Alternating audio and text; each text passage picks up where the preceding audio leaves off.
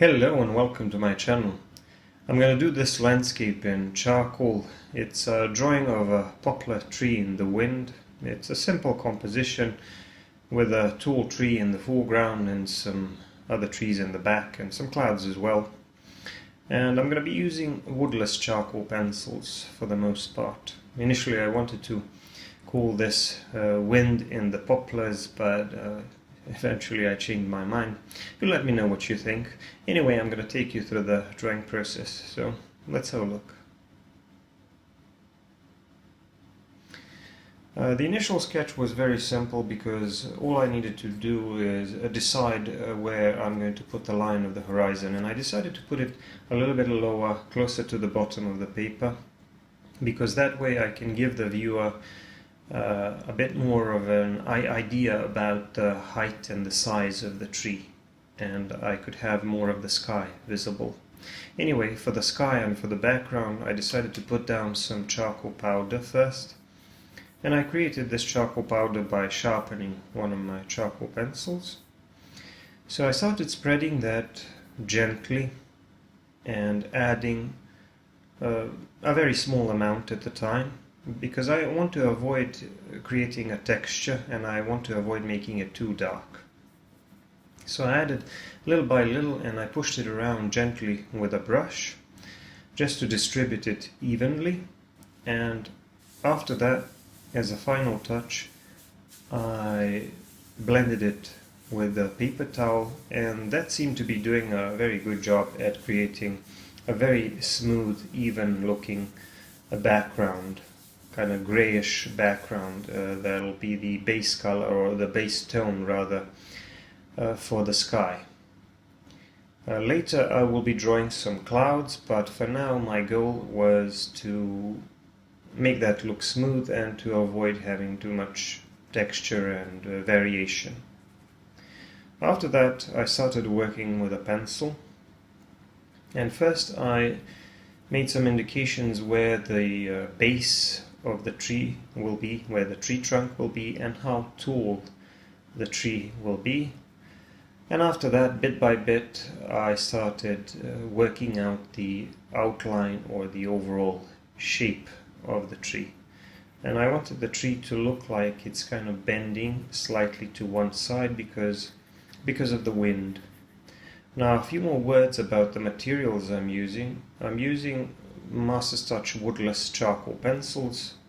But there's nothing special about them other than the fact that it's all charcoal, and they're a little bit easier to sharpen in my experience. And I'm using two grades, a medium one and a soft one. But in addition to these, I'm also going to be using some other forms of charcoal. I already used some charcoal powder, but I'm also going to be using some willow charcoal as well. The paper is 200 GSM smooth drawing paper. Now let me get back to the drawing process and talk about what I'm doing a little bit. So I started working on the canopy at the top, and now I'm drawing some indications of branches and some parts of the tree trunk which will be visible through the canopy. So when I do this, what I want to do is I want to make some indications of these branches and boughs, and I draw interrupted shapes and interrupted lines because I'm expecting that a lot of these branches will be obscured by the canopy. Now, as for the foliage, the canopy itself, my approach is to try to produce a texture that kind of looks like foliage as seen from a distance. So you can't draw every single leaf.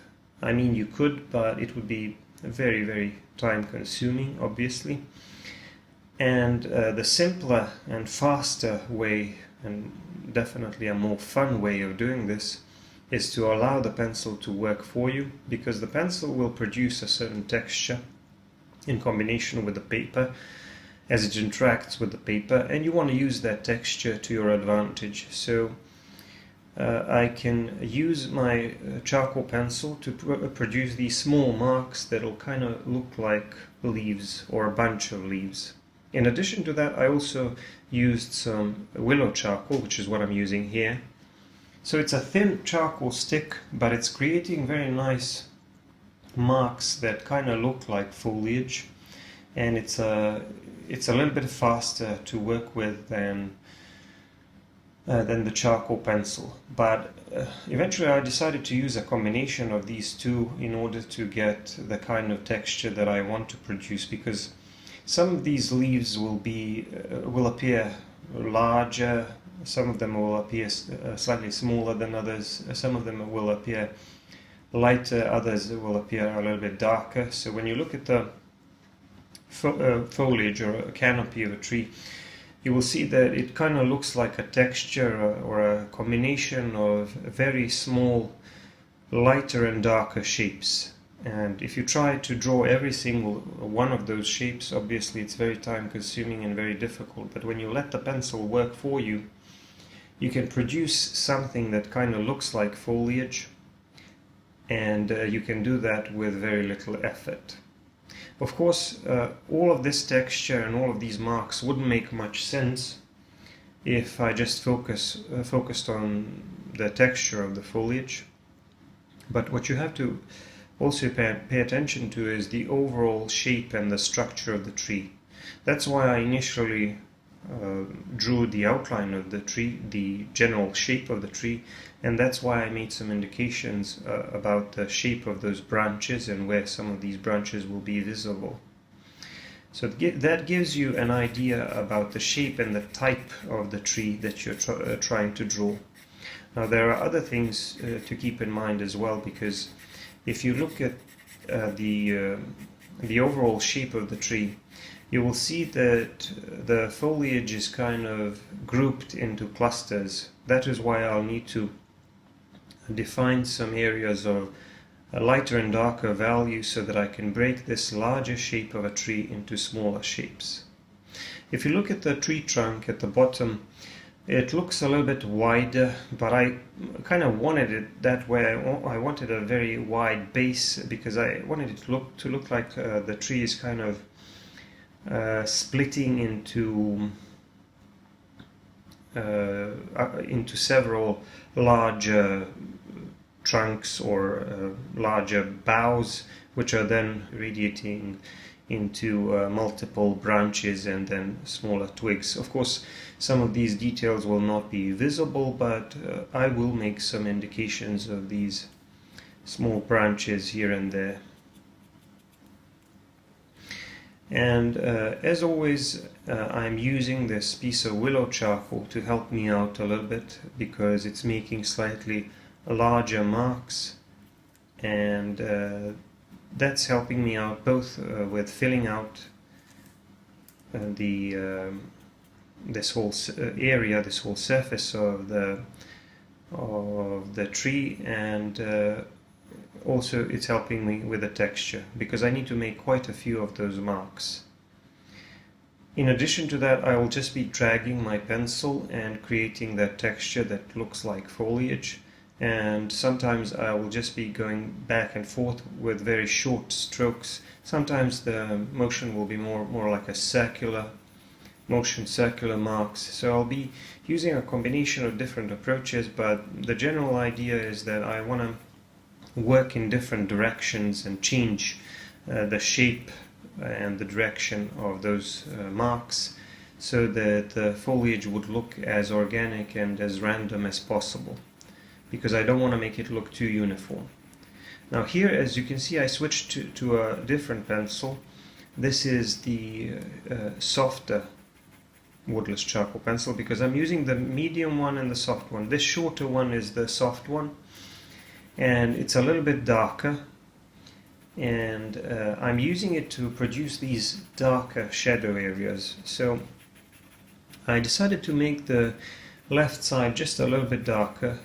So that's kind of going to be my shadow side, although the light source is mostly coming from above, so the shadows are mostly going to be facing down, but the left side is going to be slightly darker than the right. And I'm already putting in some suggestions of these shadow areas and putting more of them on the left side, although we're going to have some of those on the right as well. So what am I trying to do with these darker shapes, with these darker areas? I want to make indications that suggests to the viewer that these are the darker areas which are deeper in the canopy. So if you look at the shape of the tree, if you look at the shape of the canopy, you will see that these larger branches are kind of fanning out a little bit, and the clusters of leaves are forming around them, and those clusters of leaves which are sticking out are catching more light from above, and they are going to appear lighter to the viewer, whereas the parts of the canopy which are closer to the tree trunk, which are deeper inside the canopy, they're going to be in the shadow and they're going to appear darker. Here and there I use my brush a little bit just to soften the texture and also to distribute that charcoal a little bit, because what I want to do is I want to make it sure that all parts of the canopy are darker than the background. So I'm going to have some parts of the canopy where the light is breaking through the canopy, so that the foliage is not obscuring the entire background. We can still see some of the sky through the branches and through the leaves. So those parts where we can see through the canopy, they need to remain lighter and they need to be as light as the background. But the rest of the canopy, even the foliage which is lighter, needs to be at least a little bit darker than the background, because it stands against that sky and it needs to be a little bit darker in terms of value. So it's all about using the range of value to convey something that makes sense to the viewer. And while I'm doing all that, while I'm working on the texture and everything, I still have to pay attention to the general shape of the tree so that it looks kind of like it's kind of bending in the wind. Here at the bottom I decided to do a little bit of work on the ground, and I just added a bit of value to this lower part of the scene using a piece of willow charcoal, and that's all I'm going to do for now. I'm just going to make this a little bit darker because that's going to be the ground and the grass. I'm going to be adding some details to it later. And then after that I got back to refining the appearance of the canopy of the tree. And I started dabbing a little bit with my kneaded eraser to make some parts of those clusters of leaves a little bit lighter, so that it feels like they're sticking out and catching more light from the light source, while others, which will remain darker, will feel like they're deeper in the canopy and further away from the light source. So the quick and easy way I can do that, the quick and easy way I can make some parts of the canopy lighter, is just by dabbing on them with the kneaded eraser, because the kneaded eraser will just lift up a little bit of charcoal and it will allow you to retain some of that texture, while at the same time just making some portions of your drawing a bit lighter. In that way it's somewhat superior, I would say, to the Tombow Mono Zero eraser or other types of erasers, which would kind of muddy things a little bit as you try to rub out some portions of the drawing to make them lighter. The kneaded eraser doesn't really do that. It behaves differently. Here in the background on the horizon I'm going to add a few more trees. Those are going to appear much smaller because they're further away.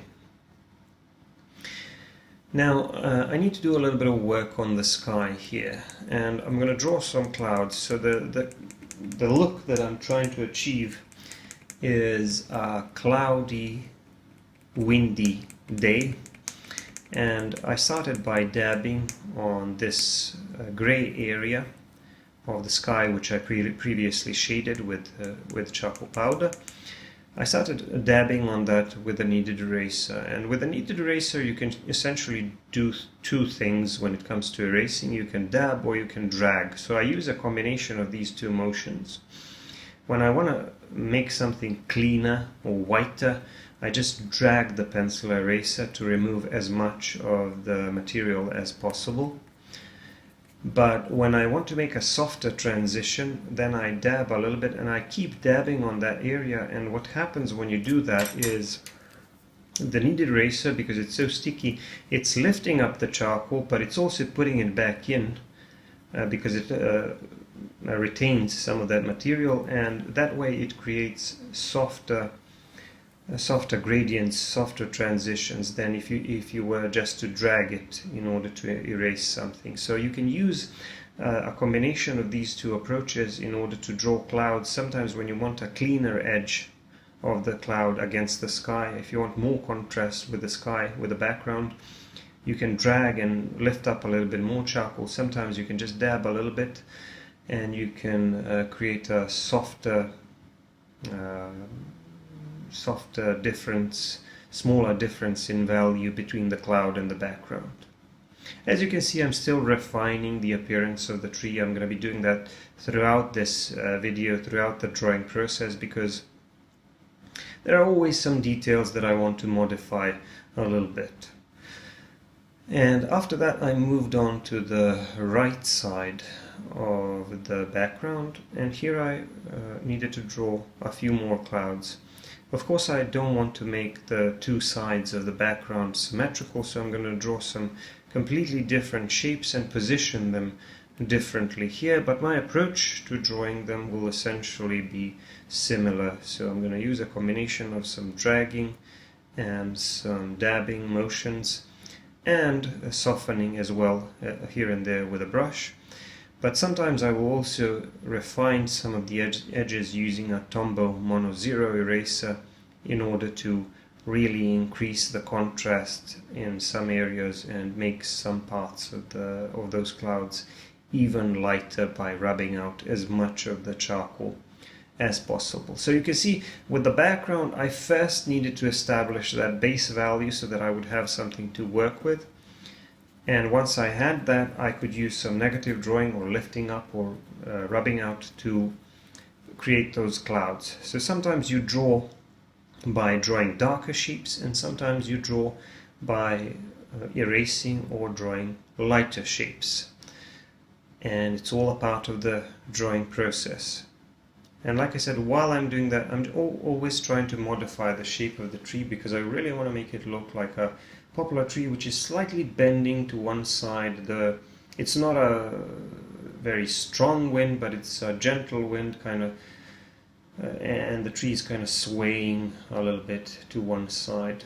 Here at the bottom I'm just going to add a little bit of darker grass because there needs to be a bit of shadow under the tree. And I'm going to put a little more shadow here on the left side because, like I said, I made the left side just a little bit darker, so that means my light source is coming a bit more from the right, which will make the shadow on this side a bit longer. But I'm not too concerned with every single detail.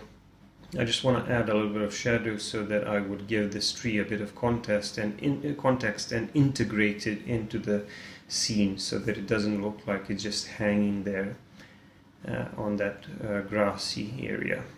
So I drew a little bit of darker grass because obviously the part of the scene where the tree is casting a shadow is going to be darker, so the grass is also going to appear darker there. And here in the background I'm going to add a few more trees, similar types of trees but obviously slightly different shapes. And I'm going to start playing around with my medium charcoal pencil just to see what kind of shapes I can come up with. Another thing that I will try to do with these is I'm going to soften them a little bit more so that the texture on them is not as grainy as the object in the foreground, because I want them to appear less detailed and a little more vague. Here in the foreground I'm starting to work on the grass, and I'm going to do that by drawing some more or less vertical marks to create a texture of the grass. And obviously the ones that are closer to our viewpoint, that are closer to the bottom of the paper, are going to be a little bit larger and taller because they're closer to us. And the ones which are further away, which are closer to the tree and further away, closer to the horizon, they're going to appear shorter and shorter and less defined until they become barely discernible. So that way I can use the shape and the height of the grass to suggest the feeling of depth and distance to the viewer. Of course, I'm going to soften that a little bit with the brushes and finish it off by using this Tombow Mono Zero eraser to draw some lighter marks on top of these to make suggestions of these lighter blades of grass which are catching a bit more light, and so that I can make even the grass a little bit more three-dimensional and a bit more realistic and convincing. But the scene is almost done, as you can see. I'm just putting down some finishing touches on the tree and the background as well. And I want to remind you that you should subscribe if you haven't already, and you should also check out my other videos because I have plenty of landscapes. Also, don't forget to give me a like and comment. And if you want to see longer videos, some real-time footage and additional content, you should check out my Patreon. Anyway, that will be all for this video. I hope you like this scene. I want to thank you for watching, and of course, as usual, I'm going to see you in the next one. Bye for now.